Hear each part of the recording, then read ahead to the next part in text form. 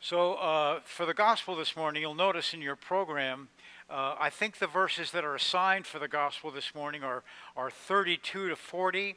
In the 12th chapter of Luke, you'll have that in your program. And last week, we were in the first, I think, 20 verses of the 12th chapter. And I'm going to pick it up at verse 22, which is 10 verses before what's assigned. I just think it's very helpful to set the context of our gospel this morning. So I'm starting at verse 22, which is a little early, but I think you'll see why when I get going.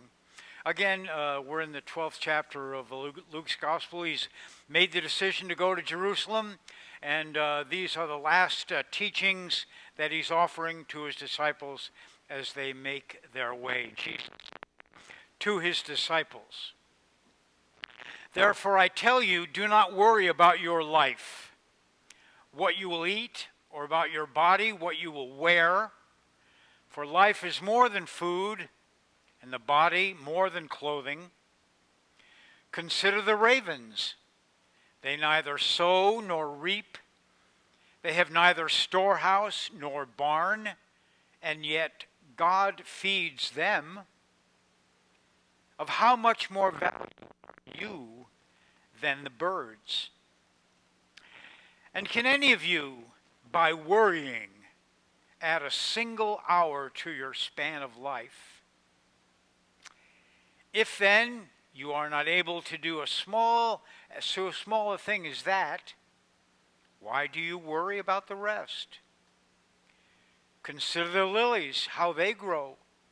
They neither toil nor spin, and yet, I tell you, even Solomon, in all his glory, was not clothed like one of these. So if God so clothes the grass of the field, which is alive today and tomorrow is thrown into the oven, how much more will he clothe you? You of little faith. And do not keep striving for what you are to eat and what you are to drink. Do not keep worrying.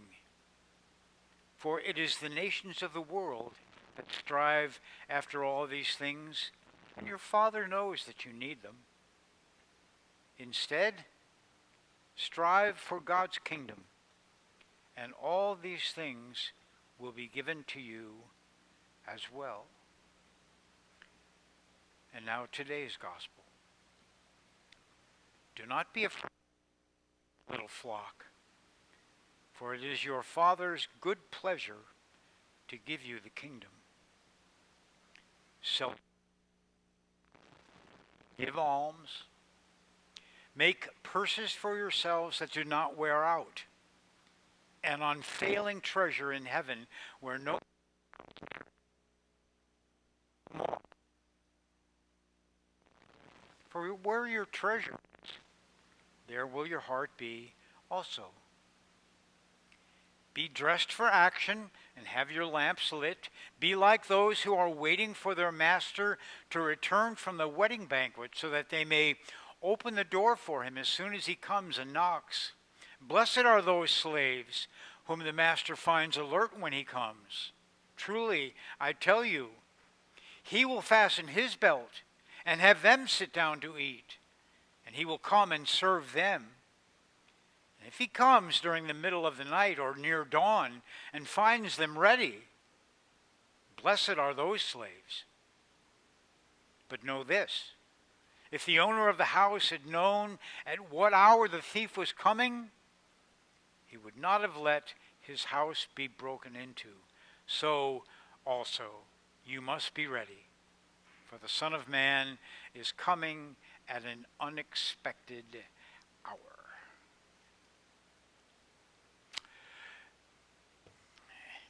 And that's what he has to say about worry. I found out in one of my sermon resources that there's a Bible app. I don't personally have this particular app, the New Version Bible app, and apparently it's head and shoulders in terms of popularity across the world, the most popular application for the Bible, and a neighborhood of 100 million phones that have this particular Bible app on them. 100 million phones with this Bible app on them. And up until 2020, really up until the pandemic, there were three Bible verses that were more popular than any other. Three verses that were more popular than any of the others, and you know what they are. John 3:16, God so loved the world, that would be number one. Number two, the passage from Jeremiah about God having plans for your future to prosper you and all that. And number three would be, I can do all things through Christ who strengthens me. Those three were the front runners, but that changed dramatically with the pandemic. And the most popular phrase in the Bible app, for the last 2 years, Isaiah 41:10. I know that all of you could recite this. You were probably reading it all week long. Isaiah 41:10. Do not fear. I am with you. I will uphold you with my righteous right hand.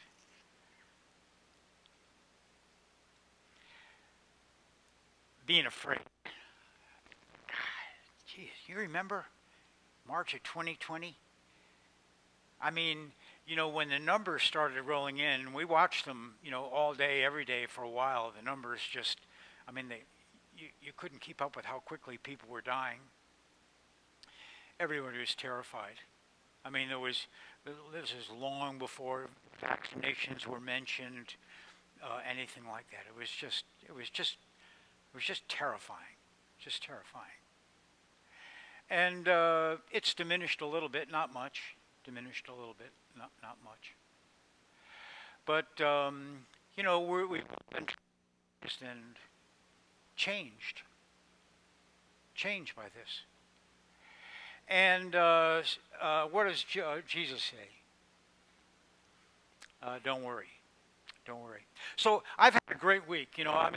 One of the things that happens as a result of my life now is that I spend, I'll look at the scriptures for next Sunday, this afternoon and start working. But, all week long I've been studying fear, looking at fear. What is fear?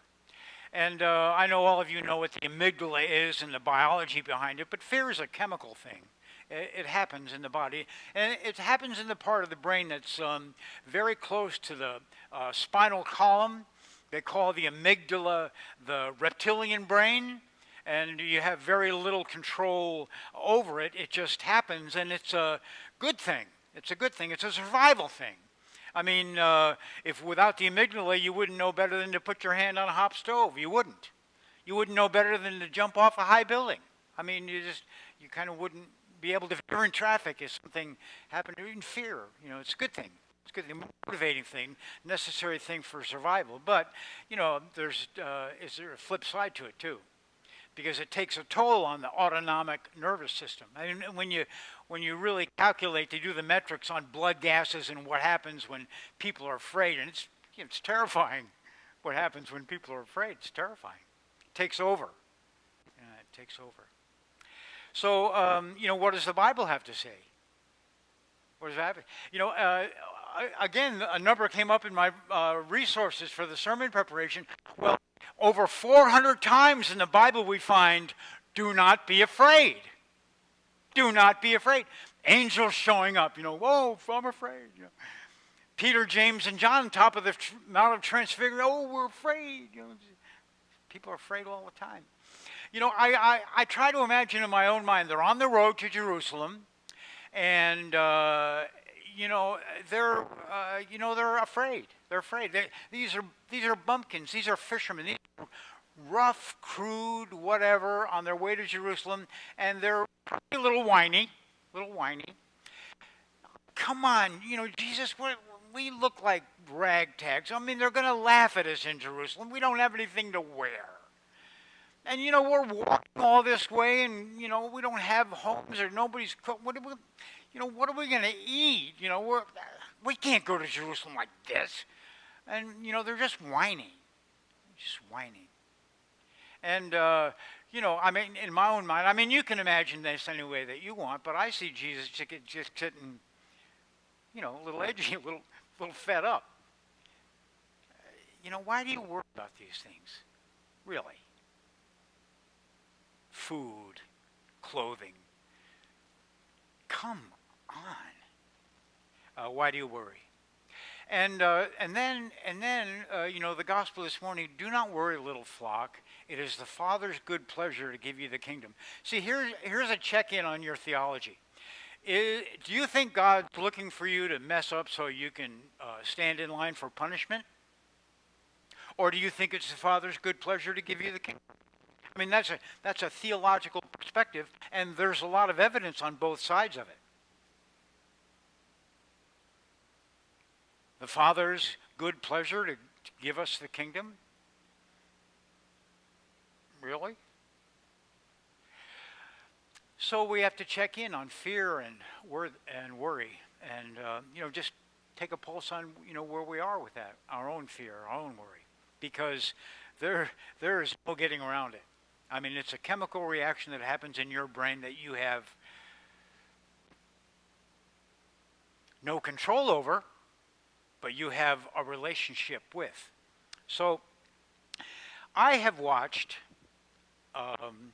probably not, maybe dozens of videos.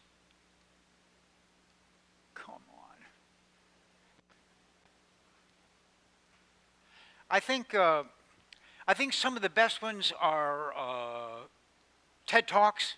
These are psychologists and neuroscientists from Princeton and Harvard, and they're talking about fear and how it works and what to do about it and so forth. And I did give a nod to our Buddhist brothers and sisters last week when I talked about possessions and the phenomena of non-attachment, that I think that we have much to learn from our Buddhist brothers and sisters and their wisdom around non-attachment, and especially when it comes to mind and possessions and all that. And this week I wanted to turn to India. This is a living guru. His name is Sadhguru. He's really quite popular, not only in India, where his ashram is located, but he comes out of a poultry raising background. He's a farmer, and his main passion is for the environment, especially sustainable farming on untillable Indian soil, and is really kind of a trendsetter in that area. But he had the experience of enlightenment at a fairly early age. He's extremely popular internationally, and he's speaking here in California. He'll make mention of California disparagingly, I might add. And he's talking about anxiety, and I really like this guy. I think he understands consciousness. I think he understands the importance of the relationship between your consciousness and your mind, which is a thing. So anyway, that being said, by way of introduction, he is going to offer an illustration about cutting an apple with a knife that he experienced in Tibet. And this is one of the great things in the Hindu tradition. They tell these little stories that have profound meaning. Maybe it will for you, I'm not exactly sure, but let's give Sadhguru a listen and see where this takes us. Nate, if you would roll it, that'd be great.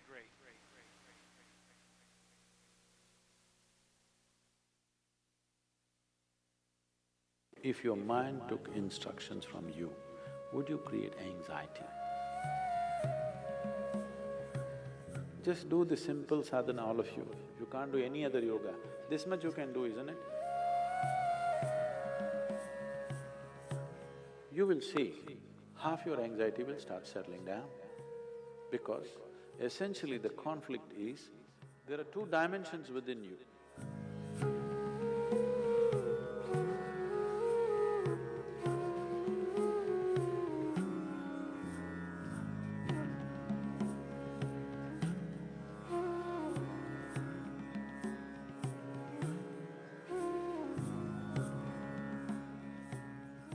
If your mind took instructions from you, would you create anxiety?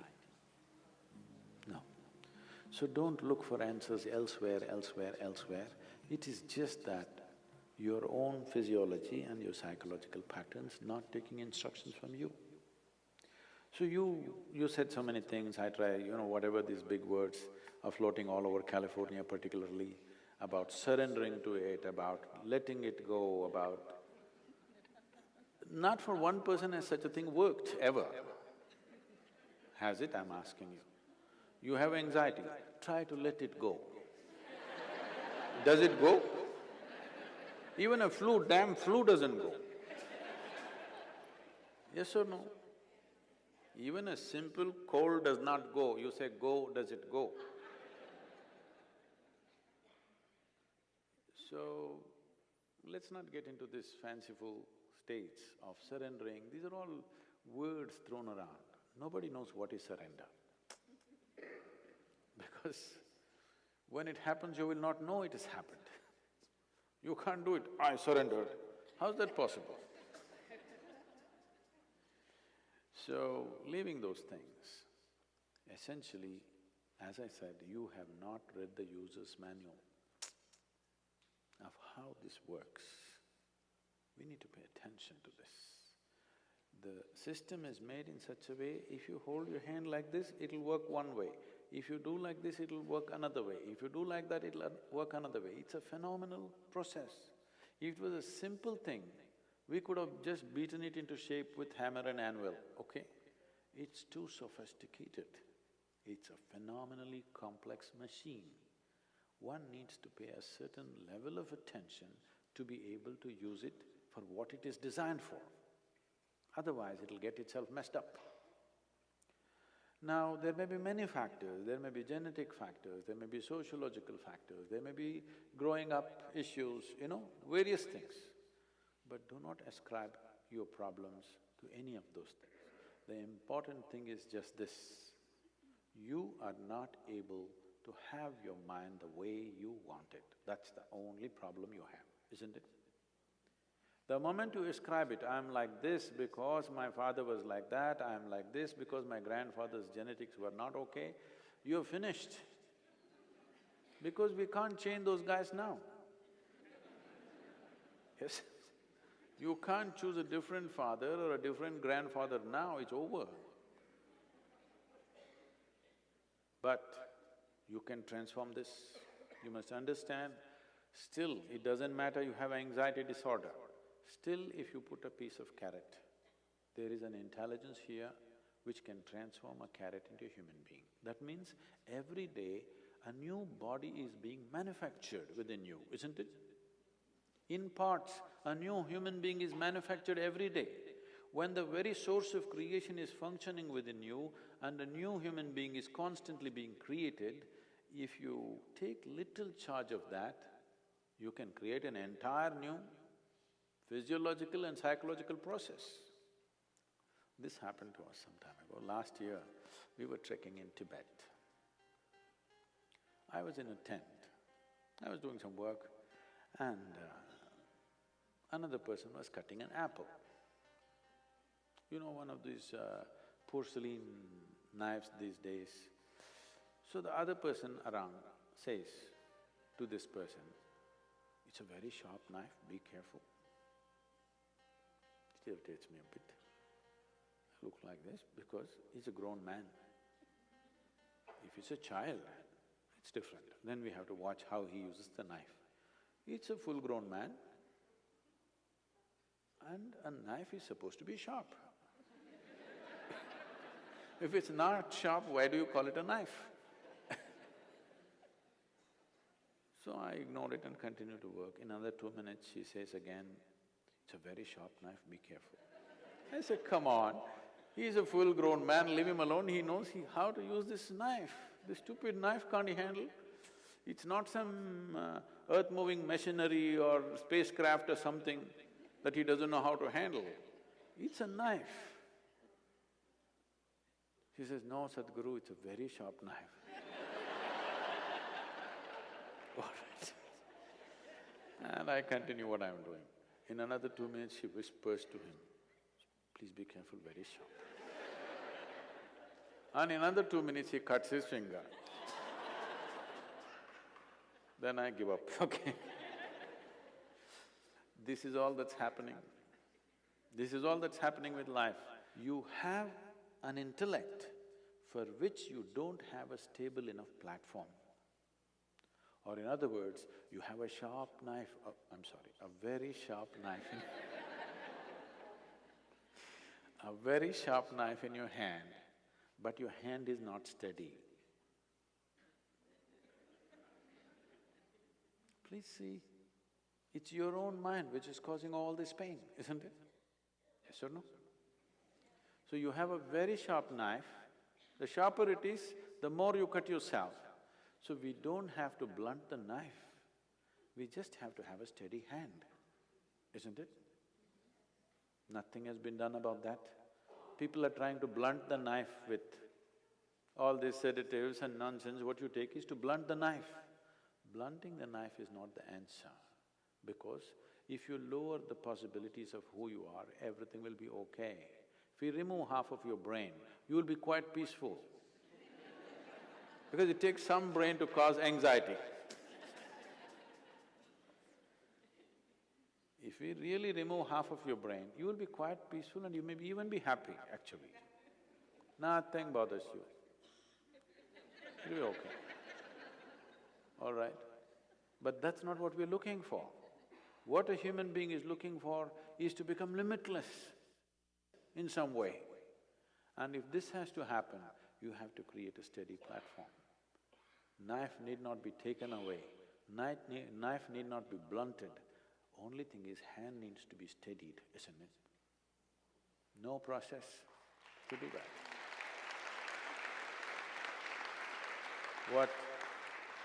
What inner engineering means, what yoga means is just this. When I say yoga, being in California, don't imagine all those impossible postures. Yoga does not mean postures, yoga means union, okay? The word yoga literally means union.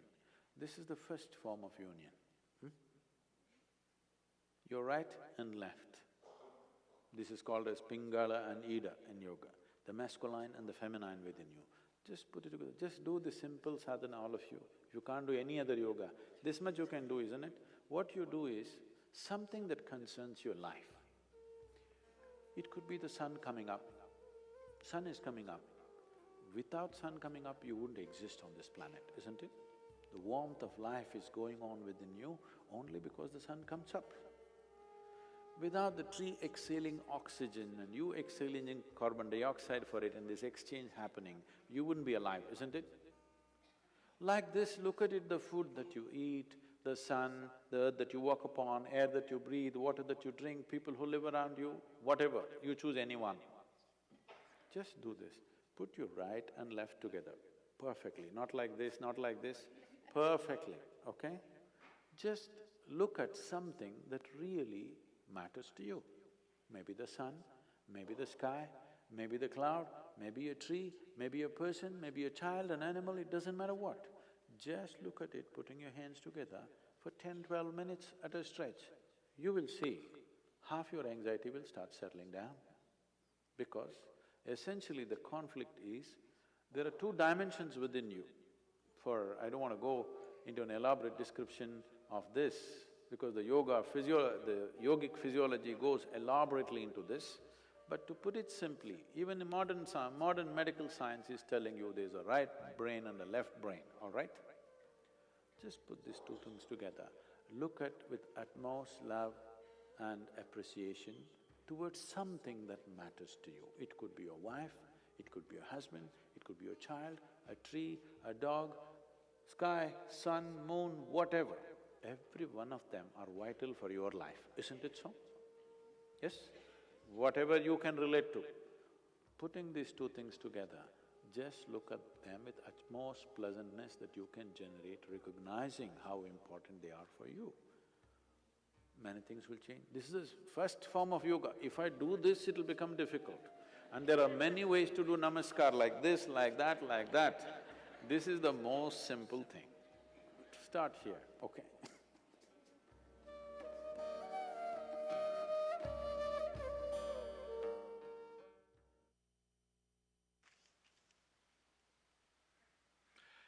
I like, I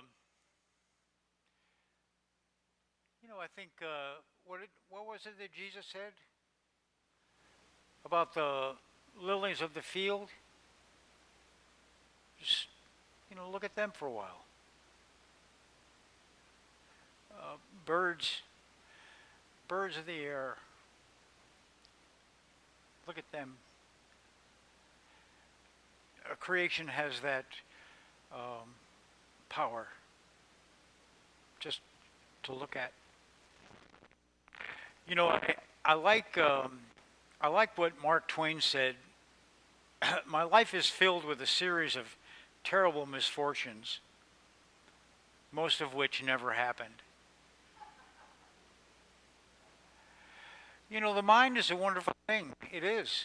I mean, when it's razor sharp, it's a magnificent thing, really. And the human being is beyond our capability to understand how magnificent a thing it really is. But the mind,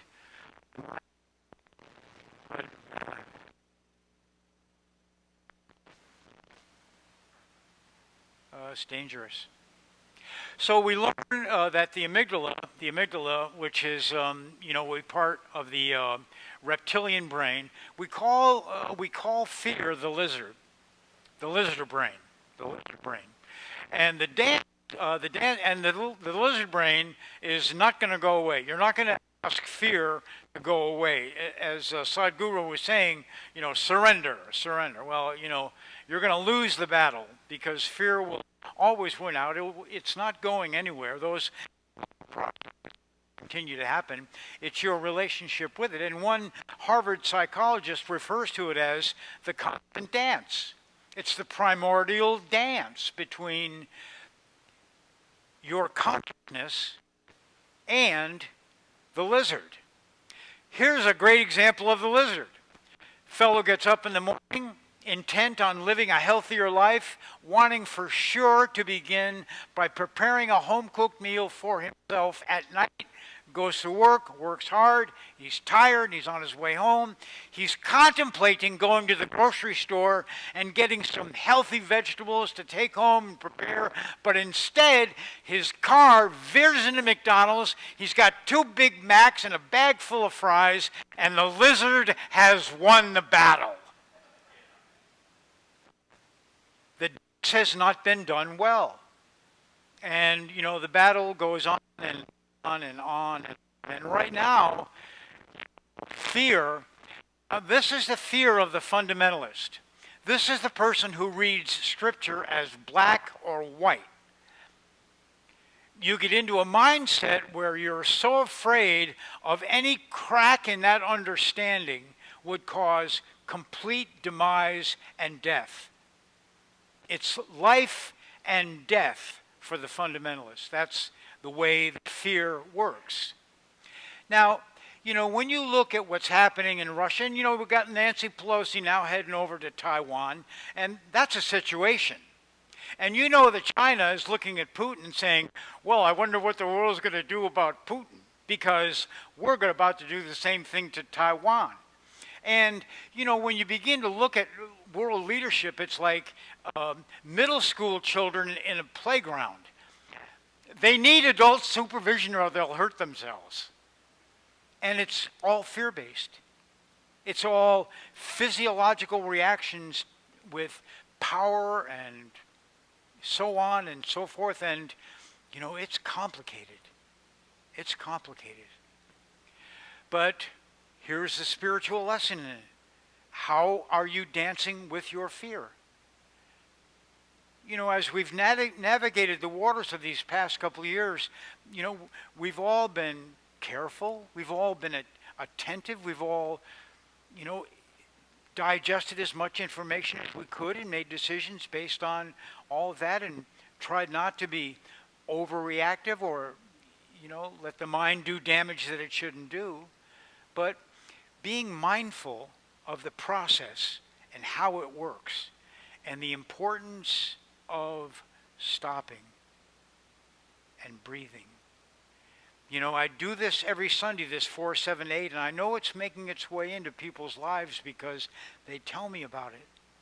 But the importance of a spiritual practice at a time like this in our world is crucial.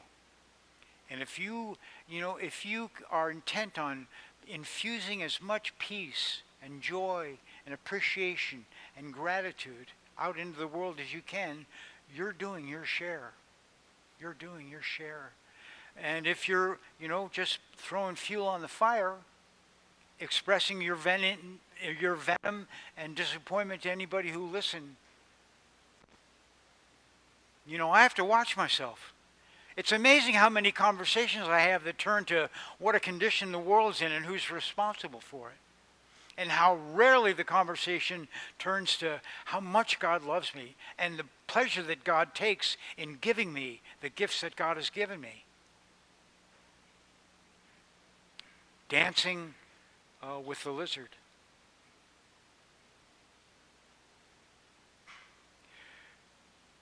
So it's not about, as the Guru suggested, it's not about getting rid of fear. Fear is not going anywhere.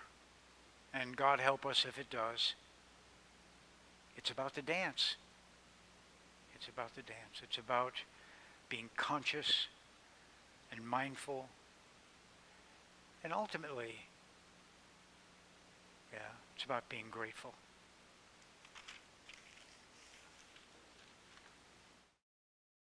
Contributions to St. Luke's Episcopal Church help to make the digital ministry and other outreach within the community possible. If it is in your heart to make a donation, St. Luke's secure PayPal link, as well as the church's mailing information, may be found in the description of this video. Thank you.